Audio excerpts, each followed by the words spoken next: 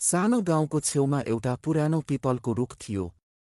सयौं वर्ष पुरानो त्यो रुखले धेरै पिँढीहरूको हेरचाह गरेको थियो, कहिले घाममा छाया दिएको, कहिले वर्षामा आश्रय दिएको। एक दिन गाउँमा एक ठूला भवनको योजना बनाइयो। रुख काटेर ठाउँ खाली गर्नुपर्ने भयो। मानिसहरू आए, रुख काट्ने तयारी गर्न थाले।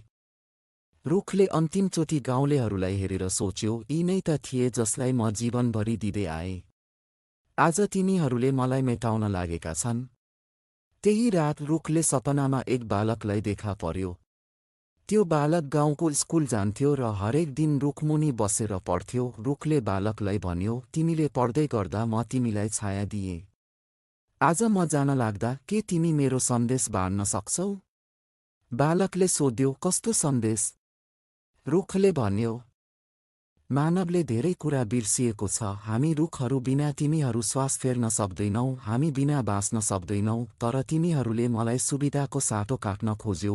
अर्को दिन बालक उठ्यो र स्कुलमा यो सपना सबैलाई सुनायो। गाउँलेहरू भावुक भए, रुख काट्ने योजना रोकिन्छ। त्यो ठाउँमा एउटा सानो प्रकृति उद्यान बनाइन्छ, जहाँ बच्चाहरूले सिक्न सक्छन्, विकास र प्रकृति सँगसँगै जान सक्छन्।